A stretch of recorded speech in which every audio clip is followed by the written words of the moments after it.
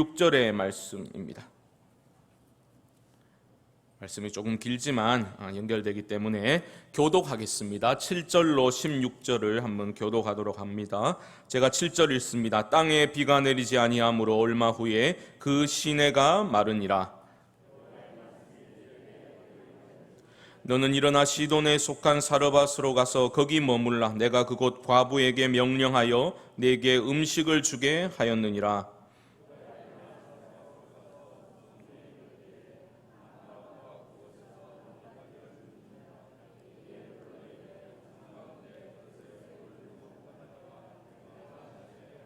그가 가지러 갈 때에 엘리야가 그를 불러 이르되 청하건대 내 손에 떡 한 조각을 내게로 가져오라.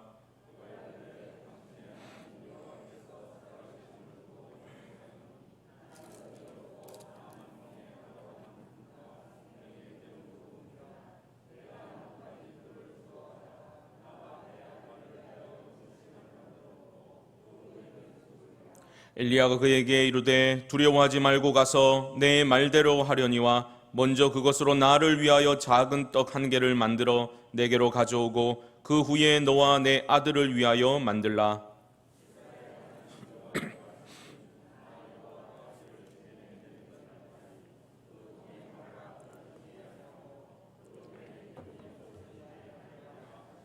그가 가서 엘리야의 말대로 하였더니 그와 엘리야와 그의 식구가 여러 날 먹었으나 여호와께서 엘리야를 통하여 하신 말씀같이 통의 가루가 떨어지지 아니하고 병의 기름이 없어지지 아니하니라.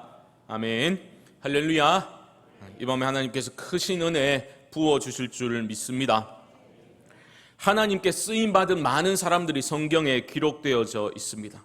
그들은 그들이 가지고 있는 특별한 재능 때문에 크게 쓰임받은 것이 결코 아닙니다. 하나님의 세밀한 인도하심 가운데 그리고 하나님께서 그를 훈련시킴으로 만들어져 간 것입니다. 주의 종들은, 특별히 탁월한 주의 종들은 타고난 것이라기보다는 선천적이라기보다는 하나님의 끊임없는 격려와 또한 책망과 훈련을 통해서 후천적으로 만들어져 가는 것입니다. 대단한 능력의 종으로 알려져 있는 엘리야의 경우도 마찬가지입니다. 우리는 그 갈멜산에서 거둔 놀라운 승리, 그 사건을 주목하죠. 850대 1로 맞짱을 떠서 이긴, 통쾌하게 이긴 그 승리의 사건을 기억하면서 얼마나 엘리야가 대단한 능력의 사람인가, 그의 능력을 주목하기 쉽습니다. 하지만 야고보 사도는 뭐라고 말합니까? 그는 우리와 성정이 같은 사람이로되 우리와 다를 것이 없는 사람이다라고 엘리야를 소개하고 있습니다. 이 시간에는 지난 시간에 이어서 하나님께서 엘리야를 어떻게 훈련시키시고 어떤 과정을 통해서 그를 만들어가고 계신가, 또 그 가운데 또 어떤 일들이 일어나고 있는가를 한번 살펴보기를 원합니다. 6월 달에 우리는 수요 예배 시간에 그릿 시내가에 홀로 머물고 있었던 그 엘리야를 살펴보았습니다.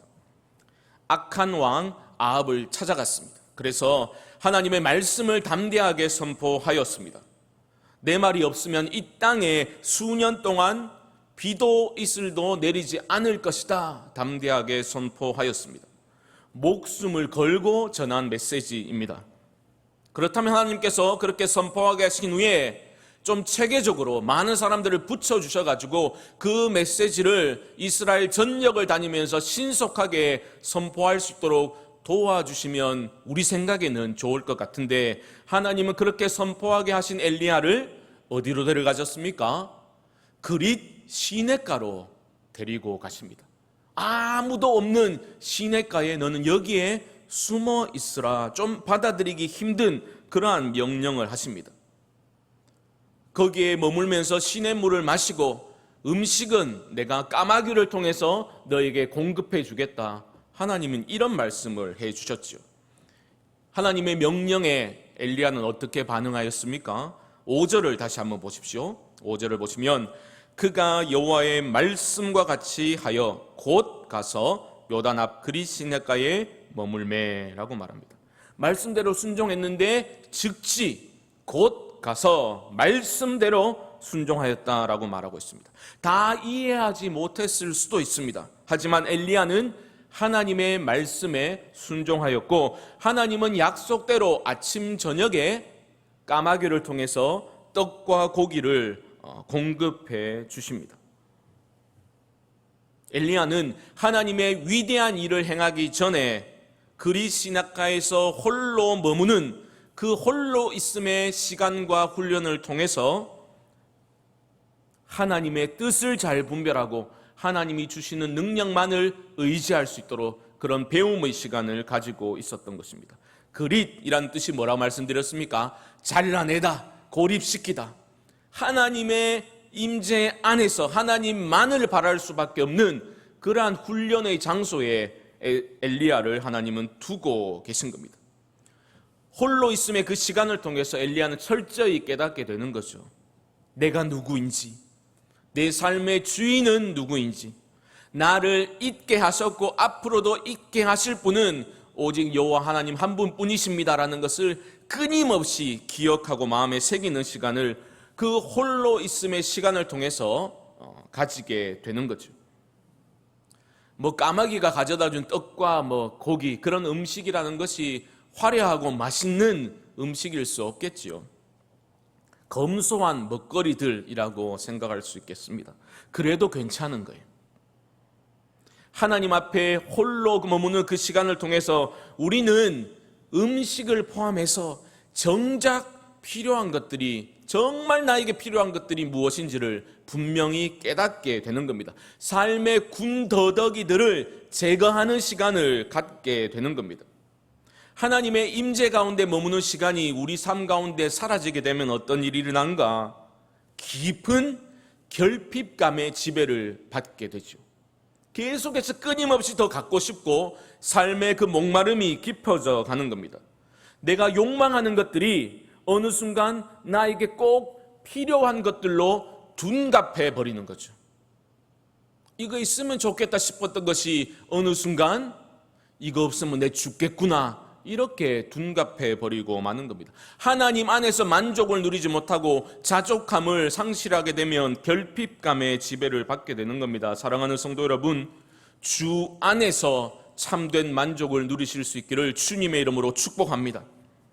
자, 이제 그리시네가에 머물렀던 그 기간이 얼마였는지 우리는 정확히 알 수는 없지만 그리 오랜 기간은 아니었던 것으로 보입니다. 7절 말씀 보십시오. 7절입니다. 땅에 비가 내리지 아니하므로 얼마 후에 그 시내가 마르니라. 엘리야가 선포한 대로 지금 가뭄이 임하게 된 거죠. 엘리야가 머물고 있던 그 그리시네가를 가뭄이 찾아온 겁니다. 비켜 지나가지 않았습니다. 마실 물이 사라져 버렸습니다. 그 결핍의 순간에 어떤 일이 일어납니까? 하나님의 말씀이 임하고 있습니다. 8절 보십시오. 여호와의 말씀이 엘리야에게 임하여 이르시되. 여러분, 우리 인생에 무엇인가 필수적인 것들이, 물과 같이 필수적인 것들이 사라지고 우리가 모자람을 경험하게 될 때에 하나님의 음성에 귀를 기울이셔야 합니다. 그리시네 물이 말라버렸을 때에 하나님은 엘리야에게 말씀하시고 엘리야를 새로운 곳으로 인도해 가십니다. 9절을 보십시오. 너는 일어나 시돈에 속한 사르밧으로 가서 거기 머물라. 내가 그곳 과부에게 명령하여 내게 음식을 주게 하였느니라. 그리시네가에서 엘리야는 홀로 있음의 시간을 가졌습니다. 그 훈련의 시간을 보낸 후에 하나님은 이제 사르밧이라는 곳으로 엘리야를 파송하고 계신 겁니다. 완벽히 준비가 되어서 보내고 계신 게 아닙니다. 사명을 감당하면서 엘리야를 또 만들어 가시기 위해서 또 다른 훈련의 장소로 엘리야를 보내고 계신 겁니다. 하나님의 임재 가운데 머무르는 것은 너무나 소중하지요. 하지만 그릿에 영원토록 머물 수는 없는 겁니다. 변화산의 사건을 한번 기억해 보십시오. 변화산에서 말할 수 없는 영광스러운 모습으로 변모하신 주님을 눈으로 직접 보고서 올라갔던 3명의 제자들은 어떻게 행동했습니까? 여기가 좋습니다. 여기다가 우리 텐트를 치고 여기서 삽시다라고 말을 했지요. 너무 좋은 거예요. 그런데 주님은 뭐라고 하십니까? 그들을 이끌고 산 아래의 세상으로 내려가고 계시죠. 우리는 하나님의 은혜를 경험하였으면 산 아래의 세상으로 내려가서 주신 사명을 감당해야만 하는 겁니다. 우리가 좋다고 계속해서 산 위에 머무를 수는 없는 거예요. 산 아래의 세상, 끊임없이 하나님 믿는 사람들을 비웃고 문제가 계속해서 빈번하게 일어날 수밖에 없는 산 아래의 세상으로 주님은 우리를 데리고 내려가고 계신 겁니다. 그리신의 물이 말랐습니다. 떠나야 됐습니다. 그런데 하나님이 어떤 약속을 주셨는지를 보면 참 재미있습니다. 그리스로 가라 하고 말씀하실 때 까마귀를 통해서 음식을 공급해 주시겠다 말씀하신 하나님은 이제 사르밧으로 보내면서 뭐라고 하십니까? 내가 한 과부를 통해서 너에게 음식을 공급해 주겠다. 그렇게 약속을 하십니다. 아니, 까마귀를 통해서도 음식을 먹었으니까 이번엔 사람이잖아요. 그래도 별로 염려가 없었을 것 같습니다. 먹는 문제, 그건 큰 문제 아니었습니다. 그런데 다른 큰 문제가 엘리야를 가로막고 있었죠. 그건 뭡니까? 바로 사르밧이라는 곳이 어떤 곳인가라는 겁니다.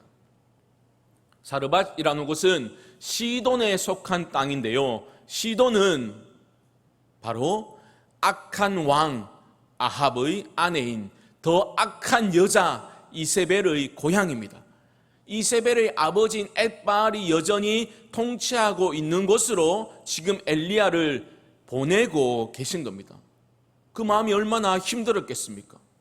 가고 싶지 않은 곳입니다. 그런데 하나님은 엘리야에게 즉시 사르밧으로 떠날 것을 염려하십니다. 영어 번역에는, 우리말에는 없지만 영어 번역에는 at once라고 해서 즉시 떠날 것을 하나님은 엘리야에게 명령하십니다. 그리고 놀랍게도 엘리야는 그 명령에 순종하여 사르밧을 향해 떠나게 됩니다. 그리 시냇가에서 홀로 있음의 시간을 통해서 하나님을 신뢰하는 그 믿음이 더 깊어졌기 때문에 하나님이 가라 명하시는 곳을 향해서 엘리야는 떠날 수 있었던 것입니다. 여러분, 신자의 삶이라는 것은 어찌 보면 날마다 떠나는 삶입니다. 내가 믿고 의지하는 것들을 다 내려놓고 하나님의 약속의 말씀을 신뢰하기 때문에 하나님이 가라 명하시는 곳을 향하여 그 음성에 순종하여 하나님을 향하여 날마다 떠나는 삶이 우리 성도의 삶이다라는 겁니다. 우리가 믿음의 조상이라고 알고 있는 아브라함의 경우도 그랬지 않습니까? 본토 친척 아비 집을 떠나라. 내가 네게 지시할 땅으로 가라. 고향을 떠난다는 것, 모든 기득권을 내려놓아야 하는 거죠. 그런데 하나님의 약속을 붙들고 아브라함은 떠나게 됩니다. 그 약속에 대한 신뢰가 좀 희미해져 갔을 즈음에 하나님은 똑같은 명령을 주시죠. 떠나라. 이번에는 어디로 떠납니까? 모리아 산을 향해 떠나라. 그곳에서 내 사랑하는 독자 아들 이삭을 내게 번제로 바치라. 두 번째로 떠나라 명령하셨지요. 청천벽력과 같은 명령이 아닐 수 없습니다. 그런데도 아브라함은 아침 일찍이 즉각적으로 순종하는 모습을 보여줍니다. 하나님이 그 아들을 통해서, 내 몸에서 난 자를 통해서 바다의 모래와 같이, 별과 같이 내 자손들을, 후손들을 허락해 주겠다 약속하셨는데 그 약속의 씨앗을 지금 번제로 바치라고 하니 충돌하는 거잖아요. 방법은 몰랐지만 아브라함은 그럼에도 불구하고 떠날 수 있었습니다. 왜요? 하나님은 신실하신 분이시니 나는 그 방법 알 수 없지만 하나님은 반드시 약속을 지키실 것이다. 그 믿음을 가지고 아브라함은 떠났던 것입니다. 사랑하는 성도 여러분, 때로는 하나님께서는요, 우리가 원치 않는 곳으로 우리를 이끌어 가실 때가 있습니다. 나를 몰아가시고 다른 곳으로 떠나게 명하실 때가 있습니다. 내가 머물고 싶어 하는 곳, 내가 여기에 있어야 안정감을 누리고 유익이 있을 것 같은 그곳을 떠나도록 하나님은 우리를 몰아가실 때가 있습니다.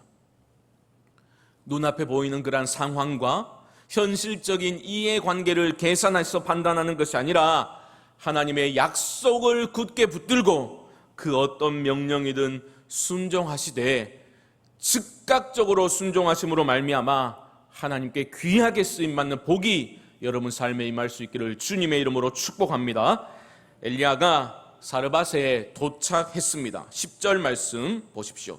그가 일어나 사르밧으로 가서 성문에 이를 때에 한 과부가 그에겐 그곳에서 나뭇가지를 줍는지라. 이에 불러 이르되 청하건대 그릇에 물을 조금 가져다가 내게 마시게 하라.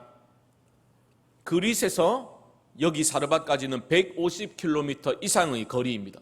그러니까 얼마나 여행에 지쳤겠습니까? 배가 고팠겠습니까? 목이 말랐겠죠. 그래서 그 사람들이 많이 오가는 곳이 바로 성문 앞인데 한 과부를 발견하고 엘리야가 말을 건네죠. 나에게 물을 좀 주어 마시게 하시오. 어쩌면 그 여인이 하나님이 예비하신 그 과부가 아닌가 그렇게 직감했을지도 모르겠습니다. 그 과부가 그 부탁을 들어주려는 것처럼 행동하자 엘리야는 한 가지 부탁을 추가하고 있습니다. 11절 하반절을 보십시오. 청하건대 내 손에 떡 한 조각을 내게로 가져오라. 떡 한 조각을 내게로 가져오라. 그렇게 부탁했는데 돌아온 여인의 답변을 보십시오. 12절입니다. 그가 이르되 당신의 하나님 여호와께서 살아계심을 두고 맹세하노니 나는 떡이 없고 다만 통에 가루 한 움큼과 병에 기름 조금 뿐이라. 내가 나뭇가지 줄을 주어다가 나와 내 아들을 위하여 음식을 만들어 먹고 그 후에는 죽으리라. 아이쿠나, 이 잘못 건드렸구나, 이런 마음이 들었겠어요. 여인은 떡 한 조각 달라라고 했을 뿐인데 자신의 비참한 삶의 상황을, 형편을 엘리야에게 막 쏟아내고 있습니다. 엘리야가 선포한 대로 가뭄이 임했고 그 가뭄은 사르밧까지 임하게 되었던 겁니다. 이 과부의 경제적인 상황은 바닥을 완전히 친 거예요. 가루 한 움큼과 그 바닥이 보일 만큼의 그 약간 남은 기름, 나뭇가지 둘 정도 주워다가 불을 떼어가지고 떡 만들어가지고 자기 하나 먹고 아들 하나 먹고 그 후에는 죽으리라. 그러니까 그 가지고 있는 음식의 양이라는 것이, 재료의 양이라는 것이 얼마나 보잘것 없었겠습니까? 왜 TV에 나는 자연인이다 이런 거 보면 막 장작 불 뗄 때 보십시오. 장작이 튼실한 거 얼마나 많이 넣습니까? 그런데 이 여인은 뭡니까? 나무 조각 두 가지 주워다가 그 정도면 떡 두 조각 만들 충분한 나뭇가지 뗄감이 되는 거죠. 얼마나 적은 양이 남아있었는지를 보여주고 있는 겁니다. 그런데 우리는 이런 절망적인 상황 속에서 희망을 발견하죠. 왜냐하면 이 여인은 하나님을 알고 있었기 때문입니다. 여인은 엘리야를 향해서 이런 푸념을 늘어놓으면서도 뭐라고 말합니까? 당신의 하나님 여호와께서 살아계심을 두고 맹세하노니 라고 말하고 있죠. 이 표현은 언제 나왔습니까?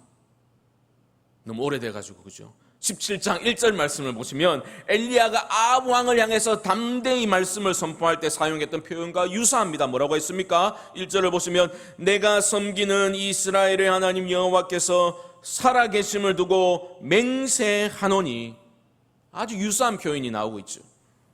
한마디로 이 여인은 믿음 없는 여인이 아니었습니다. 하나님께서 예비하신 믿음의 사람이었습니다. 그런데 문제는 뭡니까? 온전한 믿음은 아니었던 거예요. 엘리야를 향해서 지금 신세한탄을 하면서 결국은 뭡니까? 마지막으로 음식 만들어 먹고 그냥 죽을 거예요. 이 말을 하고 있는 겁니다. 현실적인 그 고난과 궁핍의 그 문제로 인해서 하나님을 믿는다고 하면서도 두려움에 잠식당해 있는 절망적인 상태를 보여주고 있는 거죠. 이게 억지 주장이 아닌 게, 우리가 오늘 다루진 않겠지만 24절이 어떻게 마무리되고 있는지를 보십시오. 24절을 보시면 여인이 엘리야에게 이르되 내가 이제야 당신은 하나님의 사람이시오 당신의 입에 있는 여호와의 말씀이 진실한 줄 아노라 하니라. 내가 이제야 알겠다라고 말하는 것은 그 전의 믿음은 온전한 믿음이 아니었다라는 것을 암시해 주는 거죠. 믿는다고 하면서도 여전히 그 현실적인 고난과 문제에 짓눌려 가지고 여인은 두려움에 사로잡혀 있었다라는 겁니다. 엘리야는 이런 여인의 심적인 상태를 꿰뚫어 보았습니다. 13절 말씀 보십시오. 13절 엘리야가 그에게 이르되 두려워하지 말고. 가장 먼저 여인에게 건넨 말이 뭡니까? 두려워하지 말라 였습니다. 두려워하지 말라. 여인은 여호와 하나님께서 살아계심을 두고 내가 맹세한다라고 말하고 있으면서도 정작 본인은 하나님이 행하실 능력을 온전한 믿음으로 받아들이지는 못했던 겁니다. 그래서 이거 남은 걸로 떡 하나 만들어 가지고 아들과 나누어 먹고 우리는 죽을 겁니다. 포기하는 말을 지금 하고 있는 거죠. 누구도 이런 절망의 수렁에서 건져낼 수 없는 상태, 자포자기적인 상태, 두려움에 잠식당해버린 그러한 상태를 보여주고 있습니다. 우리도 마찬가지 아닙니까? 우리도 믿는다고 말은 하면서도 현실의 문제, 그 무게에 짓눌려서 두려움에 사로잡혀서 주저앉아 버릴 때가 있지요. 그때에 두려워하지 말라 말씀하시는 하나님의 음성에 귀를 기울이실 수 있기를 바랍니다. 믿음의 눈을 들어서 여전히 우리를 붙들고 계시는 하나님을 주목하실 수 있기를 주님의 이름으로 축복합니다. 생각 많이 하면 사람이 보이고 기도 많이 하면 하나님이 보인다 했습니다. 우리가 염려, 근심함으로 달라질 것은 하나도 없습니다. 하지만 그 염려와 근심을 기도의 제목들로 승화시켜서 모든 염려와 근심과 두려움을 하나님께 맡겨드리고 주여 나의 믿음 없음을 불쌍히 여겨 주옵소서. 주님을 향해서 우리의 두 손을 들고 나아갈 때에 주님께서는 우리의 기도에 반드시 응답해 주실 줄 믿습니다. 여인을 향해서 엘리야는 두려워하지 말라 말한 후에 어떤 말을 이어나가고 있습니까? 아이고 내가 그래 상황이 딱한 줄도 모르고 너무 심한 부탁을 했구랴. 어여 집으로 가시오. 내가 한 부탁은 잊어버리시오. 그렇게 말했습니까? 아니죠. 13절 다시 보십시오.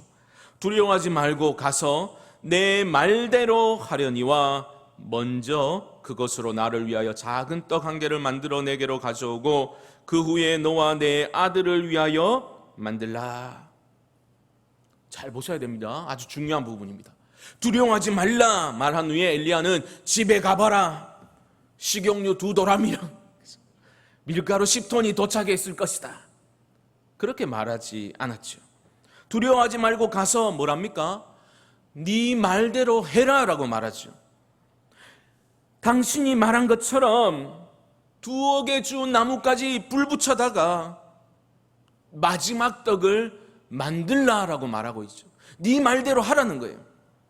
달라진 건 뭡니까? 우선순위입니다. 우선순위. 똑같은 행동을 하되 떡을 마지막으로 만들되 어떻게 하라는 겁니까? 당신과 당신 아들 맛있게 먹고 그렇게 죽으세요 말한 게 아니라 만든 그 떡 중에 작은 떡 하나를 나를 위해 먼저 가지고 오라. 그 후에 너와 내 아들을 위하여 만들라 명하고 있습니다. 저는 평소에는 그냥 지나쳤던 이 말씀을 이번에 설교를 준비하면서 묵상하다 보니 참 하나님이 우리의 현실적인 문제, 그 문제를 우리가 무시하도록 하고 문제를 건너뛰도록 이끄시는 분이 아니시구나라는 것을 깨닫게 되었습니다. 소중한 깨달음입니다. 우리는 신앙의 힘으로 자꾸 우리 현실의 문제를 뛰어넘으려고 하죠. 초월하려고 하죠. 지워버리려고 하죠.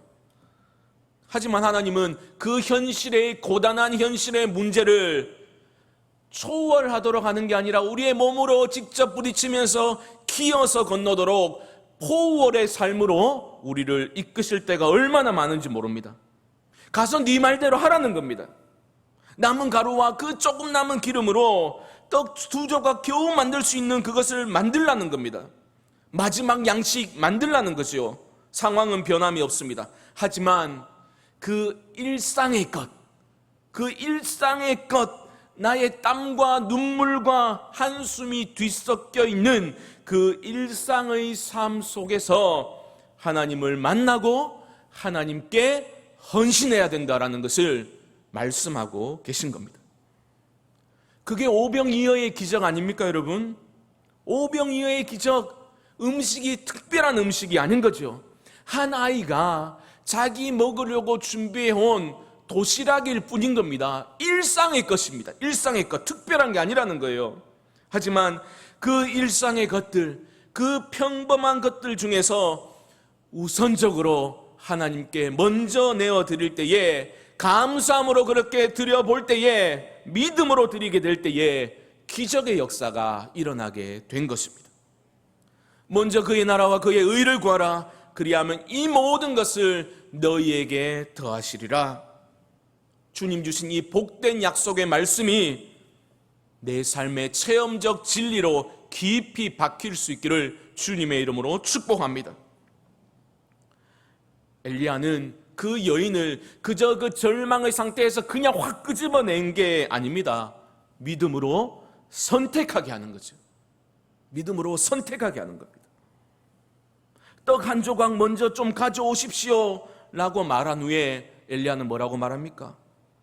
혹시 꿀도 있으면 좀 가져오고, 이래 말한 게 아니라 뭐라고 합니까? 14절 보십시오. 이스라엘의 하나님 여호와의 말씀이 나 여호와가 비를 지면에 내리는 날까지 그 통의 가루가 떨어지지 아니하고 그 병의 기름이 없어지지 아니하리라 하셨느니라. 보십시오. 동일한 통입니다. 동일한 기름병입니다. 그런데 통의 가루가 떨어지지 아니하고 병의 기름이 떨어지지 않을 것이다. 하나님의 채우심에 대한 약속의 말씀을 엘리야는 전달하고 있습니다. 여인의 놀라운 반응을 보십시오. 15절입니다. 그가 가서 엘리야의 말대로 하였더니 그와 엘리야와 그의 식구가 여러 날 먹었으나 여호와께서 엘리야를 통하여 하신 말씀같이 통의 가루가 떨어지지 아니하고 병의 기름이 없어지지 아니하니라. 믿음으로 순종하였을 때 여인의 삶에 기적이 일어나게 되었습니다. 사랑하는 성도 여러분, 우리가 믿는 하나님은 채우시는 하나님, 복 주시기를 기뻐하시는 하나님, 기적으로 우리의 삶에 공급해 주시는 살아계신 하나님이신 줄 믿습니다. 비워야 채워지는 겁니다. 그런데 비우기 위해서는 믿음이 필요합니다. 아무리 인간적으로 계산해봐도 답이 안 나오는 그러한 상황이 이 여인이 처한 상황이었습니다. 하지만 그때 엘리야가 우선순위를 정하여 먼저 하나님께 드리라, 그 말이 이 여인에게는 사람의 음성이 아니라 하나님의 음성으로 들려지게 된 겁니다. 우리도 살아가다 보면 그런 때가 있지요. 하나님의 음성이 너무나 똑똑하게 우리의 귓전을 때릴 때가 있습니다. 저도 여러 차례 경험한 적이 있습니다. 도무지 답이 없는 상황 속에서 어찌할 바를 알지 못해서 부르짖어 기도하고, 기도할 때 좀 마음이 편안해졌다가 다시 현실의 문제를 보게 되면 이게 답이 없는 것 같으니까 또 한숨을 짓게 되고, 그렇게 반복되던 일상 속에서 어느 순간 하나님이 빛으로 임하시고 말씀하시는 거죠. 내가 너 책임져 줄게. 내가 너 책임져 줄게. 마음의 천둥 소리처럼 울림을 주던 그런 순간이 우리에게 찾아올 때가 있다는 겁니다. 천둥 소리 같은 음성이지만 바람에 나뭇잎이 부딪히는 세밀한 음성으로 들릴 때가 있다는 겁니다. 저는 그 음성을 거부할 수 없었습니다. 믿음으로 받아들였고, 하나님은 제 삶 가운데 놀라운 회복의 역사를 일으켜 주셨습니다. 채우시는 하나님, 사실 이거 의도한 건 아닌데 헌금 작정 주간에 이게 아달이 돼가지고 말씀 준비하면서 너무 부담이 되는 거예요. 이거. 하지만 여러분, 이것 한 가지만 꼭 기억하십시오. 하나님은 우리를 사랑하시고 우리가 믿음으로 드린 것, 하나님은 반드시 갚아주시되 풍성히 갚아주시고 채워주시는 분이심을 믿습니다. 저는 그것을 분명히 믿습니다. 그러므로 헌신하실 때에 때와 조건을 달지 마시기 바랍니다. 내가 좀 더 잘 풀리면 그때 가면 헌금도 많이 하고 봉사도 많이 할게요. 시간도 많이 낼게요. 헌신은 유보하는 게 아닙니다. 지금 여기서 하셔야 되는 겁니다. 믿음으로 드리셔야 합니다. 저도 수많은, 그렇게 많진 않지만 그런 경험이 있습니다. 나의 작은 것들, 하지만 꼭 필요한 것들, 내게 너무나 소중한 유학의 자금들, 오병이어와 같이 하나님께 먼저 드렸을 때에, 드리고 잊어버렸을 때에 훗날 하나님께서 몇십 배로 채워주시는 것, 저는 경험한 적이 여러 차례 있습니다. 그 헌신을 통해서 낙심하고 절망 중에 있던 사람을 하나님이 살려내시고, 그 작은 헌신을 통해서 공동체에 새로운 용기를 주셨던 그 경험이 저에게 소중한 자산으로 아직 남아 있습니다. 저는 우리 안에 이런 오병이어의 기적이 풍성히 넘쳐날 수 있기를 소망합니다. 하나님을 우선순위에 두고 믿음으로 결단하고 헌신하였을 때 하나님께서 내게 이런 놀라운 은혜를 베풀어 주셨습니다. 그런 간증이 우리 안에 넘쳐날 수 있기를 소망합니다. 그 어떤 세상의 성공의 스토리가 아니라 수치와 크기의 잣대로 평가하는 그런 간증 아니라 이 여인과 같은 헌신, 두 렙돈을 드린 과부의 헌신과 같은 그러한 참된 믿음의 헌신이 우리 안에 일어남으로 말미암아 우리 공동체가 채우시는 하나님을 경험하고 그 하나님을 우리의 삶으로 선포할 수 있는 놀라운 은혜가 우리 안에 일어날 수 있게 되기를 주님의 이름으로 간절히 축원드립니다. 제가 한번 기도하겠습니다. 하나님,